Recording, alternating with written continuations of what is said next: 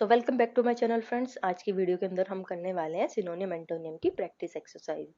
सो आप किसी भी कॉम्पिटिटिव एग्जाम की तैयारी कर रहे हैं, किसी एंट्रेंस एग्जाम की तैयारी कर रहे हैं जिसमें सिनोनिम एंटोनिम एक इंपॉर्टेंट टॉपिक है, देन आज की वीडियो आपके लिए बहुत ही ज़्यादा हेल्पफुल होने वाली है। आज की वीडियो के अंदर हम करने वाले 30 क्वेश्चन सिनोनिम एंटोनिम्स के प्रैक्टिस सेट। मिक्स्ड क्वेश्चन है, कुछ क्वेश्चन सिनोनिम के, कुछ एंटोनिम्स के। सो बेसिकली सिनोनिम एंटोनिम एक ऐसा टॉपिक है जो सभी एग्जाम से पूछा जाता है। कोई भी ऐसा एग्जाम नहीं है या फिर कोई एंट्रेंस एग्जाम नहीं है जिसमें सिनोनिम एंटोनिम्स के 2 से 3 क्वेश्चन ना आए। और सिनोनिम एंटोनिम सबसे ज्यादा कंफ्यूजिंग टॉपिक होता है क्योंकि इसका एक तो बहुत ज्यादा लेंथ होता है, कोई एंड नहीं है, कहीं से भी आ जाता है क्वेश्चन। जैसे हमारे ग्रामर्स के कुछ रूल्स होते हैं, हमने वर्ब पढ़ लिया, नाउन पढ़ लिया, हमें पता है ए टू जेड यहाँ से यहाँ तक पढ़ना है, ठीक है। बट एक क्या होता है सिनोनिम एंटोनिम्स, इसके अंदर काफी सारे हमारे वर्ड्स होते हैं। ऐसे तो है नहीं कि 100 हो गए, 200 हो गए, तो इन्फानाइट हम बोल सकते हैं एक तरीके से, इतने वर्ड होते हैं। बट बेस्ट तरीके सिनोनिम एंटोनिम्स का लर्न करने का यही है, आप जितने ज्यादा से ज्यादा प्रैक्टिस सेट करेंगे ना, उतने ज्यादा आपको लर्न होते जाएंगे। क्योंकि प्रैक्टिस सेट में क्या होता है, हम अपने दिमाग पे जोर डालते हैं, आंसर ढूंढते हैं, फिर वो रॉन्ग होता है या करेक्ट होता है, पर वो हमारे दिमाग में जल्दी रिकॉग्नाइज हो जाता है और जल्दी लर्न हो जाता है। तो बेस्ट पार्ट यही है कि सिनोनिम एंटोनिम अगर आपको अच्छा करना है अपना, तो आप ज्यादा से ज्यादा प्रैक्टिस सेट करो सिनोनिम एंटोनिम की। अब बात करते हैं सिनोनिम एंटोनिम्स के क्वेश्चंस के बारे में। तो बेसिकली एग्जाम में दो टाइप से क्वेश्चन पूछे जाते हैं सिनोनिम एंटोनिम्स के। फर्स्ट टाइप होता है हमारा, डायरेक्ट हमें वर्ड दे दिया और पूछा इसका सिनोनिम बताना है या एंटोनिम बताना है, ठीक है। दूसरा तरीका होता है हमारा, एक हमें पूरा सेंटेंस दे दिया, उसके अंदर एक वर्ड को अंडरलाइन कर दिया या बोल्ड कर दिया और पूछा इसका हमें मीनिंग बताना है या हमारा सिनोनिम एंटोनिम बताना है, ठीक है। दो तरीके से पूछे जाते हैं। तो पहले वाले तरीके से हमने 2-3 वीडियो ऑलरेडी बना चुकी है, अगर आपने नहीं देखी आप वो भी जाके देख सकते हैं। ये हमारे दूसरे तरीके के क्वेश्चन है इस सेट के अंदर, ठीक है। तो बेसिकली फर्स्ट टाइप के जो क्वेश्चन होते हैं ना, जिसमें डायरेक्टली पूछा जाता है, वो थोड़ा ट्रिकी होता है या हम बोल सकते हैं ना भी हो पाए बच्चों से। बट जो सेकंड टाइप के क्वेश्चन होते हैं ना, इनमें कभी कभी ऐसा होता है कि आपको पता भी नहीं है ना उसका मीनिंग, बट आप सेंटेंस को पढ़ के ना आप 30 to 40% इजीली आंसर कर दोगे उसका। क्योंकि सेंटेंस में आपको जैसे वो वर्ड आएगा, तो आप जैसे उसे पढ़ोगे तो सेंटेंस का मीनिंग जब निकालोगे तो आपको उसका वर्ड इजीली मिल जाएगा, ठीक है। तो इस टाइप के क्वेश्चन काफी बार हमने एसएससी के काफी एग्जाम में पूछे गए हैं, सीडीएस में तो काफी बार पूछते हैं इस टाइप के क्वेश्चन। इसके अलावा हमारे सीडीएस के अलावा एनडीए में भी काफी बार पूछे गए इस टाइप के क्वेश्चन, और बहुत सारे एग्जाम में इस टाइप के क्वेश्चन पूछे जाते हैं, ठीक है। तो हम अपना आज का प्रैक्टिस सेट स्टार्ट करते हैं और अपना फर्स्ट क्वेश्चन पे चलते हैं। हमारा फर्स्ट क्वेश्चन बोलता है, the teacher admonish the student for being late, ठीक है। तो यहाँ पे बोल रहे हैं कि टीचर ने उसको एडमोनिश किया, मतलब एडमोनिश का मतलब क्या हो गया, हमें बताना सिनोनिम, क्योंकि यहाँ लिखा है सिनोनिम बताना है, ठीक है। तो एडमोनिश का हमारा सिनोनिम होता है हमारा ऑप्शन नंबर बी, स्कॉल्डेड, ठीक है। तो टीचर ने क्या उसे एडमोनिश मतलब स्कॉल्ड मतलब डांटा, किसके लिए, क्योंकि वो लेट आया क्लास में, ठीक है। तो उसके अलावा हम ऑप्शन नंबर है प्रेज का मतलब तो आपको पता ही होगा क्या होता है, प्रशंसा करना किसी की। Option number C ignorant, ignorant का मतलब होता है अनदेखा करना, किसी को अनअटेंड करना। Option number D blessed, blessed का मतलब होता है आशीर्वाद देना। आगे चलते हैं सेकंड क्वेश्चन पे। सेकंड क्वेश्चन हमारा बोलता है, this idea are quite absolute, ठीक है। तो हमें बताना है एब्सोल्यूट का एंटोनियम क्या है, एंटोनियम मींस अपोजिट बताना है। तो इसका हमारा करेक्ट एंटोनियम होगा हमारा ऑप्शन नंबर ए, modern.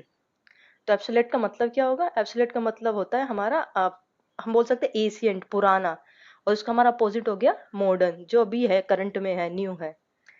Option number B, rare, rare का मतलब होता है बहुत ही दुर्लभ या हम बोल सकते हैं अनकॉमन, रेयर।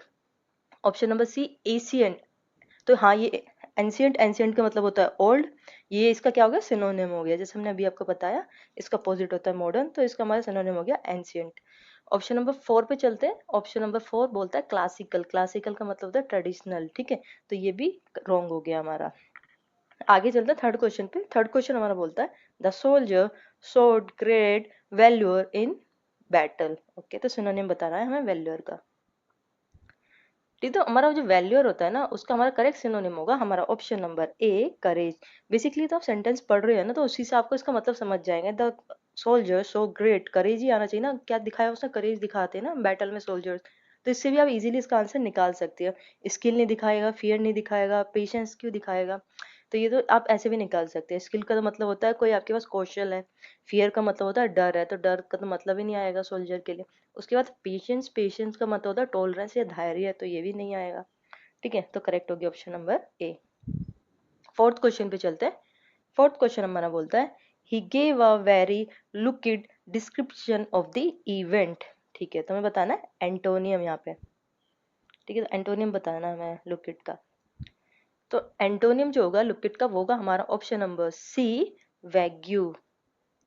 ठीक है, तो वैग्यू का मतलब होता है अनक्लियर, तो मतलब अपोजिट बताना था, लुकिड का मतलब होता है क्लियर। ठीक है, अपोजिट बताना तो क्या हो गया, wagyu unclear.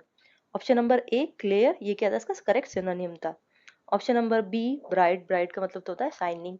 Option number D simple, simple होता है जो बहुत इजी होता है या सरल होता है। फिफ्थ क्वेश्चन पे चलते हैं अपने। फिफ्थ क्वेश्चन हमारा बोलता है द जज फाउंड दिस एक्सप्लेनेशन पॉसिबल। तो पॉसिबल का हमें क्या बताना है, सिनोनिम बताना है, मींस मीनिंग बताना है। तो पॉसिबल का हमारा करेक्ट सिनोनिम होगा हमारा ऑप्शन नंबर बी, बिलीवेबल। मतलब जिसपे हम विश्वास कर सकते हैं उसे हम बोल सकते हैं प्लॉजिबल। जबकि ऑप्शन नंबर ए डाउटफुल, डाउटफुल क्या हो गया, एंटोनियम हो गया, अपोजिट हो गया। डाउटफुल होता है जिसपे हमें विश्वास नहीं है या फिर कोई संदेह हो। Option number C false, false का मतलब हो गया झूठा या untrue. Option number D foolish, foolish हम बोल सकते हैं मूर्ख व्यक्ति को, या हम बोल सकते हैं इंग्लिश में सिली। ठीक है, तो करेक्ट हो गया हमारा ऑप्शन नंबर बी, क्योंकि हमें सिनोनिम बताना। तो ये सब हमारे option number A C D wrong हो गए। सिक्स्थ क्वेश्चन पे चलते हैं। सिक्स्थ क्वेश्चन बोलता है the manager's lenient attitude encourage the staff. तो लीनेंट का हमें क्या बताना है यहाँ पे, एंटोनियम बताना है, मींस अपोजिट बताना है। तो लीनेंट का हमारा अपोजिट होगा हमारा ऑप्शन नंबर ए स्ट्रिक्ट। ठीक है, तो इसका मीनिंग क्या हो गया, इसका मीनिंग हो गया कि जो दयालु इंसान होता है या फिर जो स्ट्रिक्ट नहीं होता, नॉन स्ट्रिक्ट पर्सन को हम लीनेंट बोलते हैं। Option number B kind, kind का मतलब हो गया दयालु इंसान, तो ये रॉन्ग हो जाएगा। ऑप्शन नंबर सी रॉन्ग नहीं है, ये हम बोल सकते हैं इसका सिनोनियम होगा। हमें एंटोनियम बताना है पर काइंड क्या है, इसका एक सिनोनियम होगा, बट यहाँ पे हमें एंटोनियम बताना है तो इसलिए रॉन्ग होगा। ऑप्शन नंबर सी हर्ष, हर्ष का मतलब होता है कठोर या रफ, तो ये भी रॉन्ग है इसलिए। Option number D generous, generous का मतलब होता है उदार, तो उदार को हम एक तरीके से सिनोनियम बोल सकते हैं, बट हमें अपोजिट बताना है तो स्टिकी करेक्ट होगा। सेवंथ क्वेश्चन पे चलते हैं। सेवंथ क्वेश्चन बोलते हैं हर बेनिवोलेंट नेचर वोन एवरीवन्स हार्ट। तो देखो इस टाइप की जो कुछ सेंटेंस होते हैं ना, जैसे यहाँ पे आपको बेनिवोलेंट का मतलब नहीं पता, ठीक है, आप सेंटेंस पढ़ते हैं हर बेनिवोलेंट नेचर वोन एवरीवन हार्ट्स।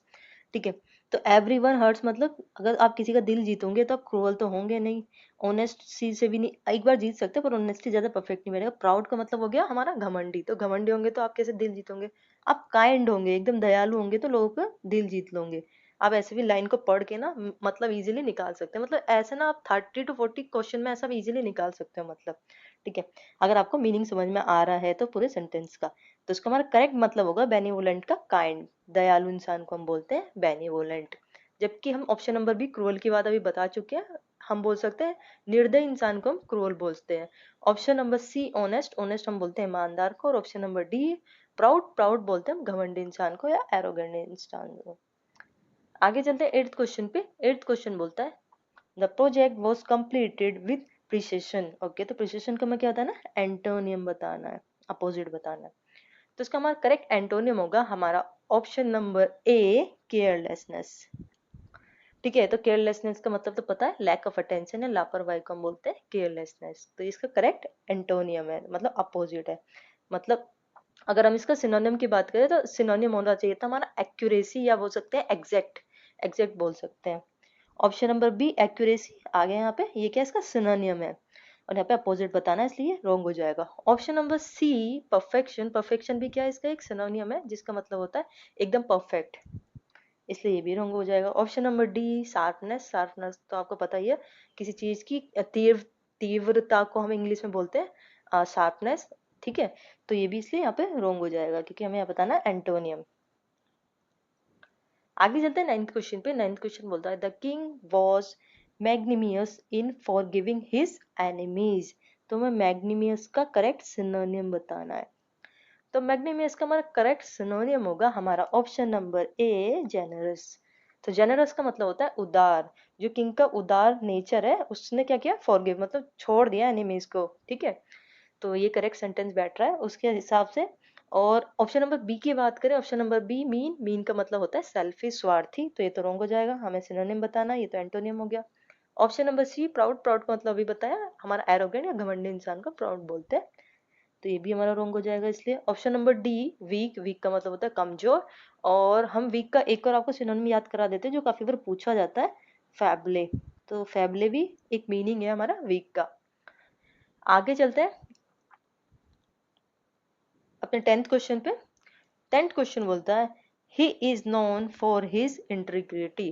तो इंटीग्रिटी का मैं एंटोनियम बताना है, मीन्स अपोजिट बताना है। तो इंटीग्रिटी का हमारा करेक्ट एंटोनियम होगा हमारा option number B, dishonest, dishonesty. तो मतलब इसका मीनिंग हो गया ऑनेस्टी, ठीक है ना। और ऑप्शन नंबर ए ऑनेस्टी, ऑनेस्टी क्या है हमारा, इसका सिनोनिम हो गया, तो इसलिए यहाँ पे रॉन्ग हो जाएगा। Option number C loyalty, loyalty का मतलब होता है फेथफुलनेस, तो इसका ये भी रॉन्ग मीनिंग हो जाएगा क्योंकि हमें डिसऑनेस्टी मतलब अनलॉयल्टी दिखानी है। ऑप्शन नंबर डी करेज, करेज का मतलब होता है साहस या ब्रेवरी, तो ये भी इसलिए यहाँ पे रॉन्ग हो जाएगा। 11th क्वेश्चन पे चलते हैं। 11th क्वेश्चन हमारा बोलता है the thief was apprehended by the police। तो apprehended का मैं क्या बताना है, सिनोनिम बताना है, करेक्ट। तो apprehended का हमारा करेक्ट सिनोनिम होगा हमारा ऑप्शन नंबर बी, कच, ठीक है। तो मीनिंग बताना, तो इसलिए apprehended का मतलब होता है पकड़ गया या पकड़, किसी को पकड़ लेना, ठीक है। Option number A freed, freed का मतलब होता है मुक्त कर देना, किसी को फ्री कर देना, सेट फ्री होता है ना कि छोड़ देना एक तरीके से। Option number C ignore, ignored का मतलब होता है अनदेखा करना या देख के मतलब कोई रिएक्शन ना करना, एक तरीके से बोल सकते हैं। Option number D allowed, allowed का मतलब होता है परमिशन देना, अलाउ करना किसी चीज के लिए, तो ये भी यहाँ पे रॉन्ग हो जाएगा हमारा। हमें करेक्ट सिनोनिम बताना मतलब मीनिंग बताना, तो ये हमारा करेक्ट होगा option number B. 12th question पे चलते हैं। 12th क्वेश्चन बोलता है His explanation was meticulous। तो meticulous का मैं बताना एंटोनियम, तो meticulous का करेक्ट एंटोनियम होगा हमारा ऑप्शन नंबर ए, केयरलेसनेस, ठीक है। तो meticulous का मतलब होता है हमारा केयरफुली, बहुत सावधानी से, उसका अपोजिट बताना है तो होगा केयरलेसनेस, इसलिए। Option number B detail, detail का मतलब होता है कि विस्तार से या पूरी तरीके से। Option number C complete, complete का मतलब भी वही होता है पूरी तरीके से। Option number D sharp, sharp का मतलब होता है तेज, ठीक है। ये सब रॉन्ग हो जाएंगे। आगे चलते हैं 13th क्वेश्चन पे। 13th क्वेश्चन बोलता है the proposal was endorsed by all the member. तो एंडोर्स्ड का हमें करेक्ट सिनोनिम बताना है, मींस मीनिंग बताना है। तो ये वाला जो हमारा सिनोनिम है ना, काफी बार पूछा गया है, एंडोर्स्ड काफी काफी एग्जाम्स में पूछा गया है, तो बहुत इंपॉर्टेंट है ये। तो इसका मीनिंग होगा हमारा ऑप्शन नंबर बी, सपोर्टेड, ठीक है। तो इससे भी आप इसको मतलब निकाल सकते हैं, जो प्रपोजल है कोई एग्रीमेंट है, सपोर्ट ही तो किया जा सकता है सभी मेंबर के द्वारा, ठीक है। तो इसमें थोड़ा कंफ्यूजन हो सकता है बच्चों को, क्योंकि यहाँ पे सपोज भी आ सकता है या फिर रिजेक्टेड भी आता है।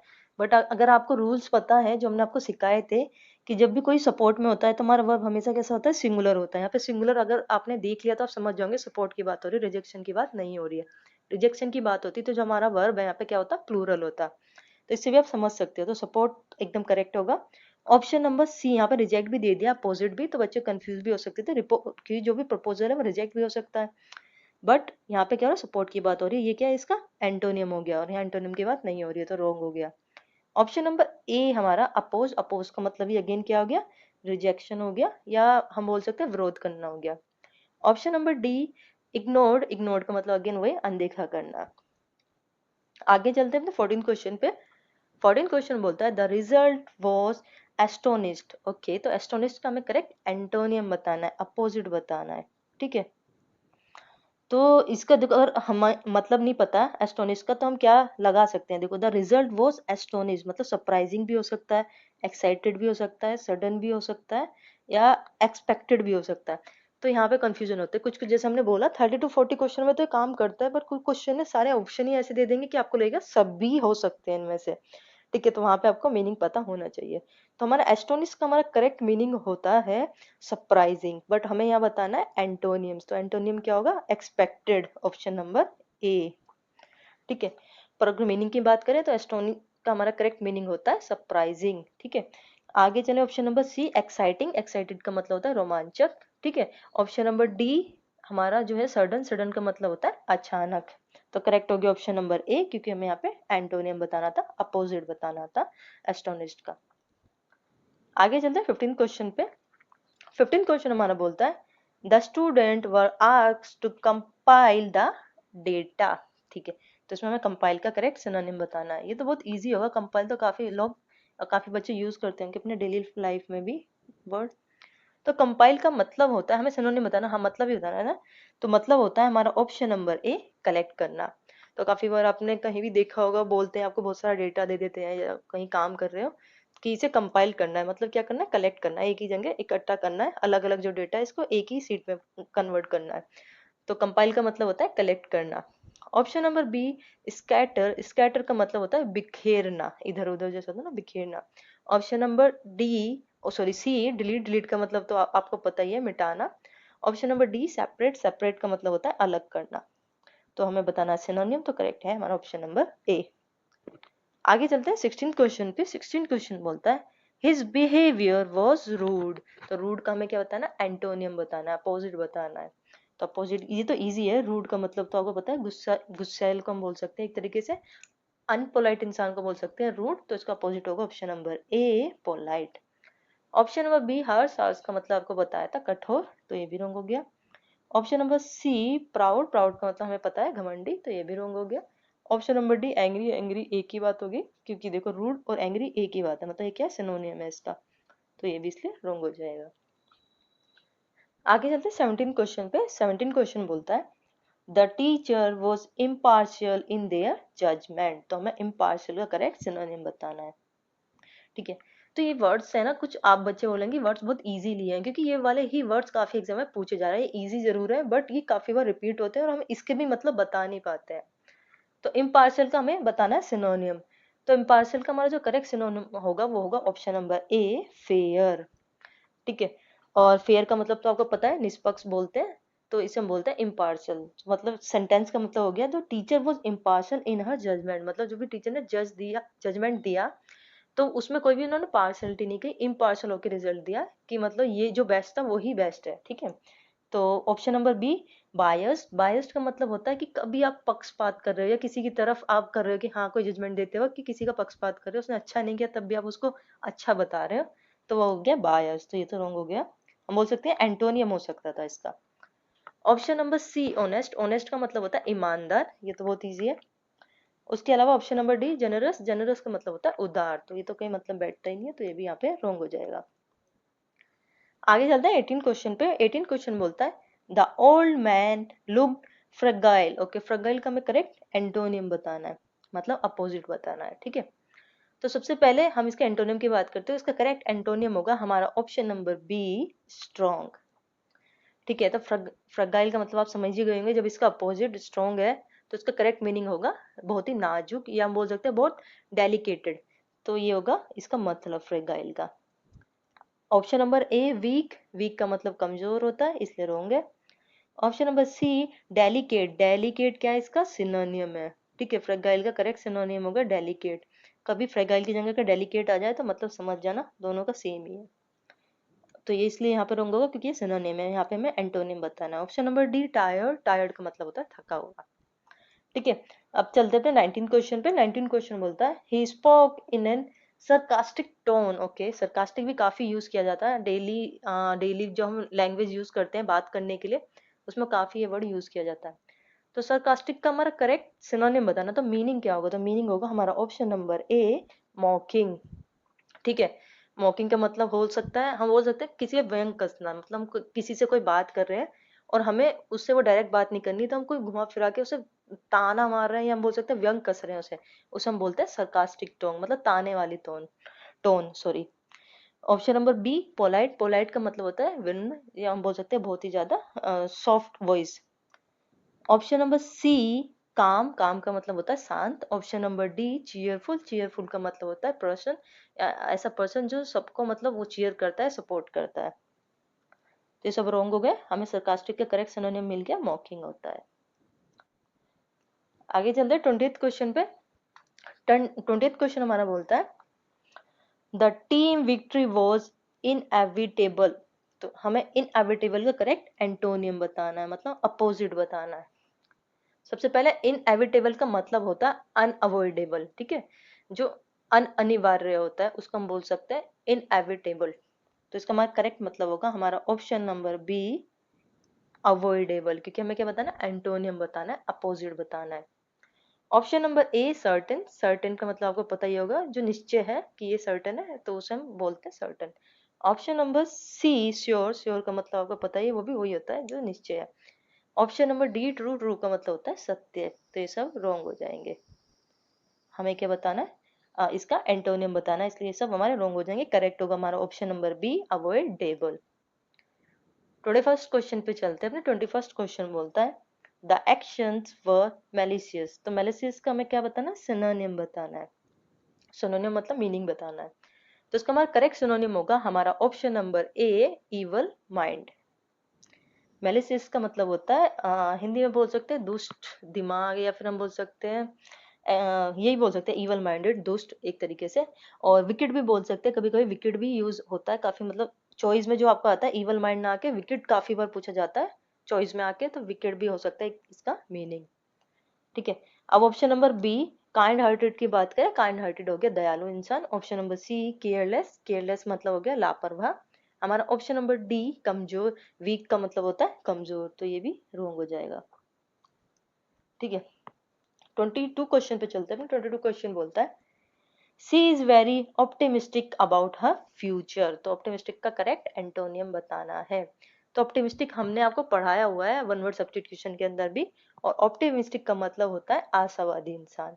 ठीक है, पर हमें यहाँ क्या बताना है, अपोजिट बताना है। तो इसका अपोजिट होगा हमारा option number C, pessimistic. Pessimistic का मतलब होता है निराशवादी, जो हमेशा मतलब परेशानी रहता है, जिसे कोई चीज में खुशी ही नहीं है, तो उसे हम बोलते हैं पैसिमिस्टिक। ऑप्शन नंबर ए, चीयरफुल। चीयरफुल का मतलब होता है ऐसा इंसान जो खुश रहता है या सपोर्ट करता है हमेशा दूसरों को। Option number B, hopeful. Hopeful हम बोल सकते हैं एक तरीके से इसका सिनोनियम होता, पर हम यहाँ पे एंटोनियम की बात कर रहे हैं, तो इसलिए होपफुल यहाँ पे रॉन्ग हो जाएगा, क्योंकि होपफुल का मतलब भी होता है आशावादी। Option number D, ambitious. Ambitious का मतलब होता है महत्वाकांक्षी, जिसको बहुत ज्यादा डिमांडिंग बोल सकते हैं इंग्लिश में, डिमांडिंग पर्सन को एम्बिशियस। 23rd क्वेश्चन पे चलते हैं। 23rd क्वेश्चन बोलता है he has a very amiable personality. तो एमिएबल का करेक्ट हमें मीनिंग बताना है। तो एमिएबल वर्ड काफी यूज होता है, अपना अगर सेल्फ डिस्क्रिप्शन भी देते हो तो उसमें भी काफी यूज होता है। तो एमिएबल का हमारा मतलब होता है हमारा ऑप्शन नंबर ए, फ्रेंडली। तो काफी बार हम जब इंट्रोडक्शन देते हैं अपना, तो हम बोलते हैं काफी बार I am very amiable person, तो मतलब फ्रेंडली पर्सन, तो ये एक पॉजिटिव पॉइंट होता है आपका। तो फ्रेंडली हो गया इसका मतलब। अब बात करते हैं ऑप्शन नंबर बी, हॉस्टाइल की। हॉस्टाइल का मतलब होता है unfriendly. Option number C, shy. Shy का मतलब होता है ऐसा इंसान जो शर्मीला हो और खुल के बात ना करता हो किसी से। Option number D, serious. Serious का मतलब होता है गंभीर इंसान जो बहुत ज्यादा सीरियस रहता है, और अनफ्रेंडली भी बोल सकते हैं जो सीरियस है उसे। यहाँ पे हमें बताना सिनोनियम, तो सिनोनियम होगा हमारा ऑप्शन नंबर ए, फ्रेंडली, क्योंकि वो एक बात कर रहा है फ्रेंडली की, और सब क्या है एंटोनियम हो सकते हैं हॉस्टाइल और सीरियस एक तरीके से। क्वेश्चन नंबर 24 पे चलते हैं। 24 बोलता है the book was full of erudite references. तो मैं इरुडाइट का करेक्ट एंटोनियम बताना है। ओके, तो इरुडाइट का हमारा करेक्ट एंटोनियम होगा हमारा ऑप्शन नंबर ए, इग्नोरेंट। एंटोनियम बताना है, तो इसका करेक्ट एंटोनियम होगा इग्नोरेंट। जबकि हम इसकी मीनिंग की बात करें तो इसका मीनिंग होगा हमारा स्कॉलरली, या फिर हम बोल सकते हैं विद्वान। ठीक है, तो इसलिए यहाँ पे इग्नोरेंट इसलिए करेक्ट होगा क्योंकि यहाँ पे हमने इसका अपोजिट बताया। Option number B, scholarly. Scholarly जैसे हमने बताया इसका करेक्ट सिनोनियम है, इसलिए यहाँ पे रॉन्ग होगा। Option number C, academic. Academic का हमारा मतलब होता है, ये तो पता ही है, इंस्टीट्यूशन को बोलते हैं एकेडमिक, ऐसी जगह जहाँ पे हमें शिक्षा मिलती है, एजुकेशन टेक करते हैं, उसे हम एकेडमिक बोलते हैं। Option number D, learn. Learn का मतलब होता है ज्ञानी, तो ये भी हमारा यहाँ पे रॉन्ग हो जाएगा। आगे चलते हैं 25th क्वेश्चन पे अपने। 25th क्वेश्चन बोलता है this ardent desire was to become a doctor. तो हमें आर्डेनिक का करेक्ट सिनोनियम बताना है। तो आर्डेंट का हमारा करेक्ट सिनोनियम होगा हमारा ऑप्शन नंबर ए, पैशनेट। ठीक है, option number B, cold. Cold की बात करें, कोल्ड पता है ठंडे को हम कोल्ड बोलते हैं। Option number C, strong. Strong हम मजबूत को बोलते हैं। और option number D, persistent. Persistent बोलते हैं ऐसे इंसान को तो दृढ़ निश्चय लेता है या कोई एक फोकस्ड होता है, उसे हम बोलते हैं परसिस्टेंट, जो फोकस्ड होता है अपने गोल की तरफ। तो यहाँ पे करेक्ट इसका मतलब सिनोनिम पता लग गया, पैसिनेट होता है, तो यहाँ पे ये हमारा करेक्ट हो गया ऑप्शन नंबर ए। 26th क्वेश्चन पे चलते हैं अपने।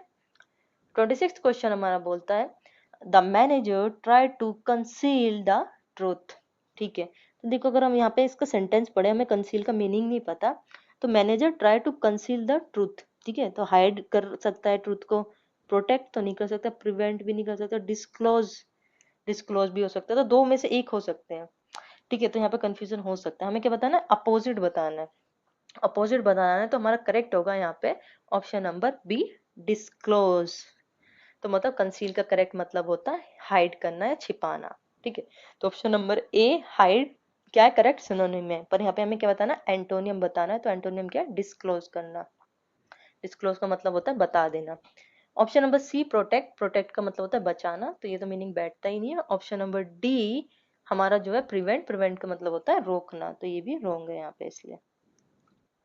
27th क्वेश्चन पे चलते हैं। 27th क्वेश्चन बोलता है the journal give an explicit order. Explicit का हमें करेक्ट सिनोनियम बताना है। तो एक्सप्लिसिट का हमारा जो मीनिंग होता है वो होता है ऑप्शन नंबर ए क्लियर, स्पष्ट। Option number B implicit, implicit का मतलब होता है अनक्लियर। ठीक है, तो इसलिए यहाँ पे रॉन्ग हो गया। हम बोल सकते हैं एंटोनियम हो सकता था। Option number C indirect, indirect का मतलब जो हम डायरेक्ट नहीं है उसको हम इनडायरेक्ट बोलते हैं। जैसे हम कोई बात कर रहे हैं वो डायरेक्ट नहीं होती है, वो इनडायरेक्ट भी होती है। ठीक है, तो उसे हम इनडायरेक्ट बोलते हैं। Option number D confuse, confuse का मतलब होता है जैसे हम हिंदी में बोल सकते हैं भ्रमित, या फिर हमें कुछ आइडिया नहीं आ रहा है, no idea, without idea we are looking like confuse. तो ये भी हमारा यहाँ पे रॉन्ग हो जाएगा इसलिए। 28th क्वेश्चन पे चलते हैं। 28th क्वेश्चन बोलता है the environment of the office was hostile. तो यहाँ पे हमें हॉस्टाइल का क्या बताना है? एंटोनियम बताना है। ठीक है, एंटोनियम मतलब मीनिंग बताना है। जैसे हमने अभी पहले भी हॉस्टाइल पढ़ा था, तो उसमें क्या बताना था? सिनोनिम बताना था। तो हमने उसमें क्या किया था? फ्रेंडली को टिक कर दिया था। बट यहाँ पे हमने सेम ही वर्ड लेके आए हैं, बट हमें यहाँ क्या बताना है? इसका एंटोनियम बताना, मतलब अपोजिट बताना है। तो ये तो आप इजीली कर लोगे क्योंकि हमने अभी आपको इसका मतलब बताया। तो इसका हमारा करेक्ट मतलब होगा हमारा ऑप्शन नंबर ए फ्रेंडली। ठीक है, तो हॉस्टाइल का मतलब होता है अनफ्रेंडली, तो इसका करेक्ट मतलब हो गया हमारा friendly. Option number B cruel, cruel का मतलब तो आपको पता ही है, जो निर्दयी होता है उसे क्रूअल बोलते हैं। ऑप्शन नंबर सी अनलाइक्ड, अनलाइक्ड का मतलब होता है जिसको हम पसंद नहीं करते हैं। Option number D harsh, harsh का मतलब होता है कठोर। तो ये भी यहाँ पे रॉन्ग हो जाएगा। 29th क्वेश्चन पे चलते हैं। 29th क्वेश्चन बोलता है the boys obedient behaviour please the teacher. Okay, तो ओबीडेंट बिहेवियर मतलब अच्छा बिहेवियर, प्लीज इसलिए आया, तो ओबीडेंट मतलब हो सकता है एक तरीके से अच्छा। तो डिसओबीडेंट तो नहीं हो सकता क्योंकि अगर गंदा होता तो प्लीज नहीं होता। उसके बाद ऑप्शन नंबर सी लेजी भी नहीं हो सकता, क्विट भी नहीं हो सकता, ड्यूटीफुल हो सकता है। तो हमारा करेक्ट क्या होगा यहाँ पे? ऑप्शन नंबर ए। तो हम वर्ड को समझ के भी, मतलब सेंटेंस को समझ के भी आंसर निकाल सकते हैं। ड्यूटीफुल होता है हमारा आज्ञाकारी के लिए यूज, डिसओबीडेंट होता है अनआज्ञाकारी के लिए use. Option number C lazy, lazy का मतलब होता है आलसी। Option number D quit, quit का मतलब होता है शांत। ठीक है, करेक्ट होगा ड्यूटीफुल, आज्ञाकारी। आगे चलते हैं अब अपने लास्ट क्वेश्चन 30th क्वेश्चन पे। द स्पीच वॉज टीडियस, और हमें यहाँ पे टीडियस का करेक्ट एंटोनियम बताना है। तो 30th क्वेश्चन है आपका होमवर्क, ये आपको खुद से सर्च करना है और हमें कमेंट बॉक्स में कमेंट करके बताना है कि इसका करेक्ट आंसर क्या है। ठीक है, तो आज की वीडियो में इतना ही। अगर आपको कुछ समझ में नहीं आया तो आप कमेंट बॉक्स में अपना डाउट बता सकते हैं, हम आपका डाउट वहाँ पे क्लियर कर देंगे।